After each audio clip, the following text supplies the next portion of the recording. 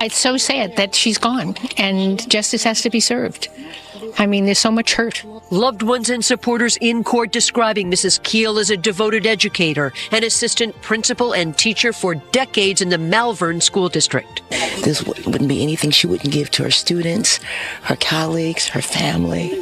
You know, I worked across the hall for 30 years. In this true crime documentary, we dive deep into one of the most heartbreaking and baffling murder cases to ever shake Nassau County: the tragic story of Teresa Keel. She wasn't just a name in the headlines.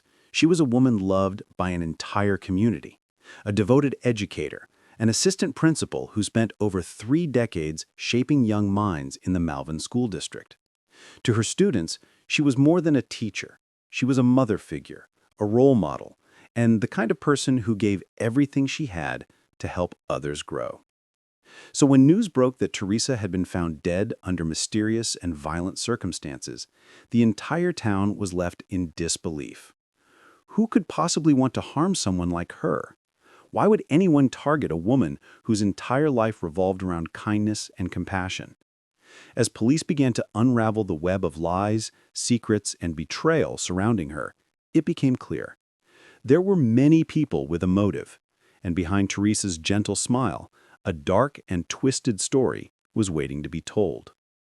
Nestled on the western edge of Long Island, New York, Nassau County had always been known for its quiet suburban life, peaceful neighborhoods, oceanfront boardwalks, and the faint hum of the city that never sleeps just a short drive away. But within this calm community lived a woman whose life, and death, would soon expose the shadows that lurked beneath its picture-perfect surface.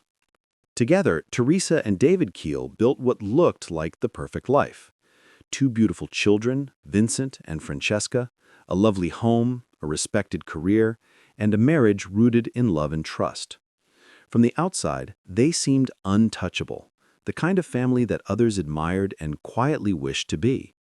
But behind every picture-perfect frame, fate often hides its cruelest twist. In 2004, tragedy struck without warning. David Keel, a beloved husband, father, and well-known dentist in Glen Cove, suddenly passed away. His death sent shockwaves through the family. Teresa's world crumbled overnight.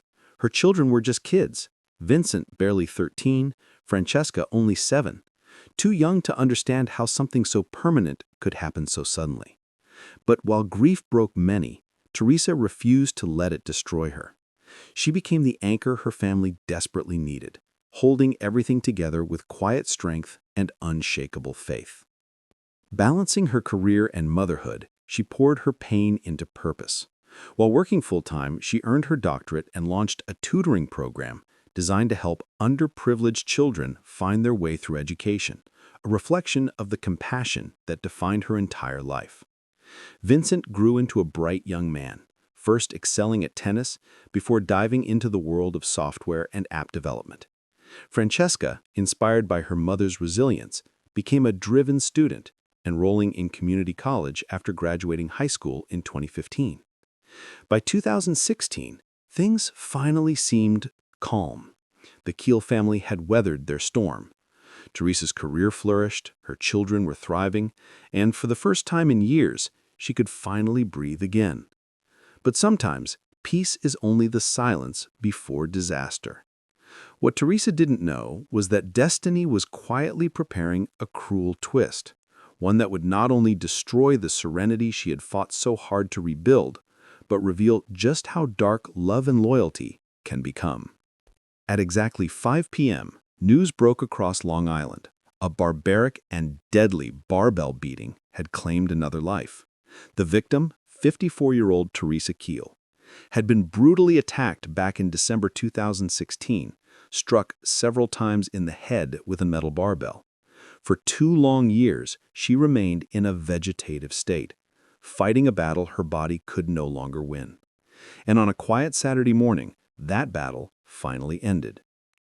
To understand how it all began, we go back to that cold winter night, December 4th, 2016.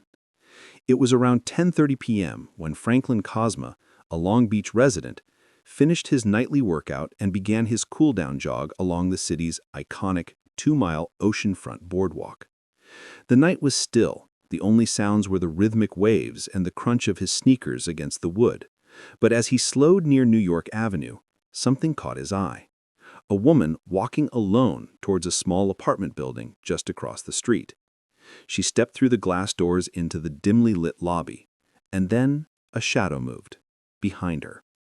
Within seconds, a man rushed inside. The next thing Franklin heard were screams, sharp, piercing, desperate. His heart froze for an instant before adrenaline took over. Sprinting towards the building, he saw the horrific scene through the glass. A man towering over the woman, swinging a heavy object again and again into her head. Blood sprayed the lobby walls.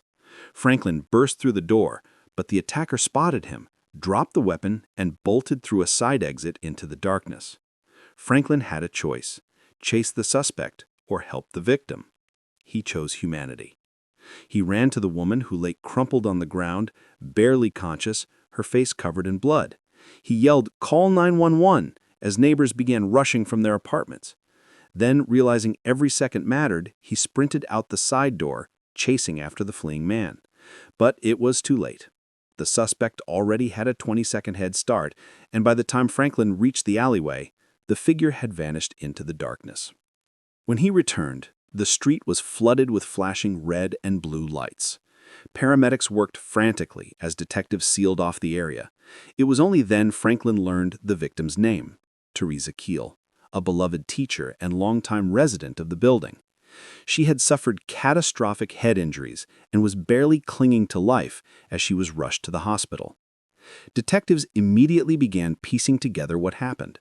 Franklin described the attacker as a tall man, around 6'3" or 4", dressed in a hooded jacket, a winter cap, and a face covering.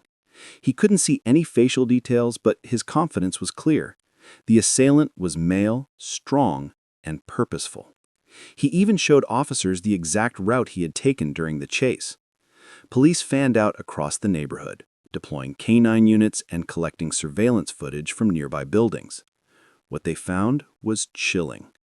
Cameras confirmed Franklin's story: a tall, hooded figure sprinting through the streets, clutching what appeared to be a dark gym bag. That one detail changed everything. Investigators now believed the attack wasn't random. It was planned. The gym bag likely carried a change of clothes and the murder weapon. A few hours later, their theory was confirmed. Following the suspect's path on camera, an officer discovered something resting on top of a garbage bin in a narrow alleyway. A metal barbell, its steel surface glistening under the streetlight, coated in blood. The weapon was bagged and rushed to the forensics lab. Whatever DNA it held could finally reveal who had turned a peaceful Sunday night into an act of unimaginable violence. The blood-stained barbell was now in evidence custody, and based on its weight, design, and the way it had been used, investigators were certain it was the very weapon that had nearly bludgeoned Teresa Keel to death. While forensic teams analyzed the new lead, officers from the Long Beach Police Department rushed to North Shore Manhasset Hospital, where Teresa had been taken moments after the brutal assault. What they found there stunned them. Doctors couldn't say if Teresa would ever wake up or even survive the night. Her injuries were catastrophic. Standing at her bedside were her brother Michael and her 24-year-old son Vincent, who had arrived within minutes of the attack after receiving a frantic call from a neighbor. His eyes were red, his hands trembling. Between deep breaths, Vincent told detectives that he and his mother had eaten dinner together just hours earlier. They laughed, talked about life, and went their separate ways, never realizing it would be the last meal they'd ever share. When Vincent finished, detectives asked the question that would soon change everything. "Where's your sister Francesca?" Vincent sighed. He said he had tried calling her several times that night, but she hadn't answered. And honestly, that didn't surprise him anymore. "We haven't really talked much lately," he admitted. That caught the detectives' attention. They asked why, and his answer turned the case on its head.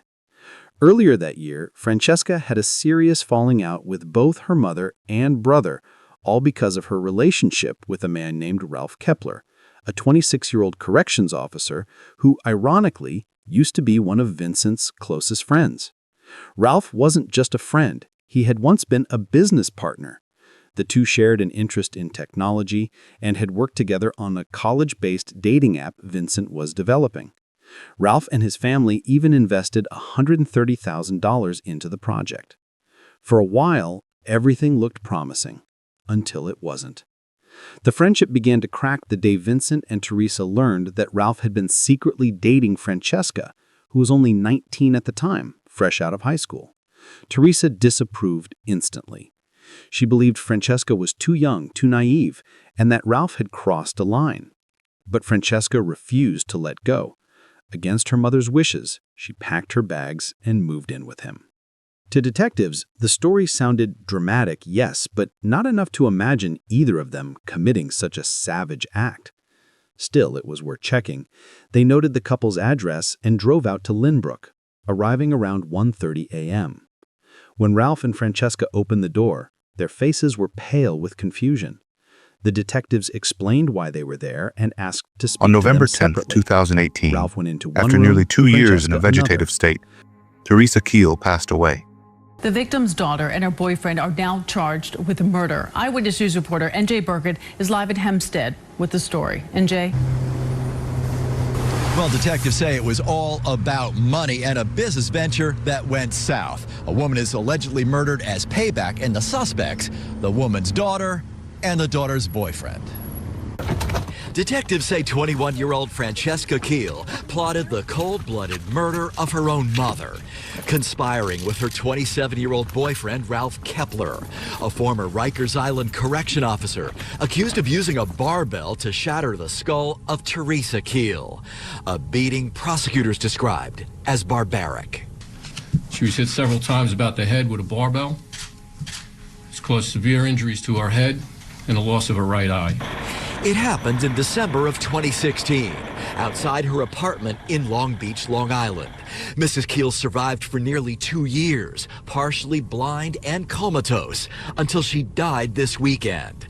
Kepler was already facing assault charges. Francesca Keel had not been charged until today.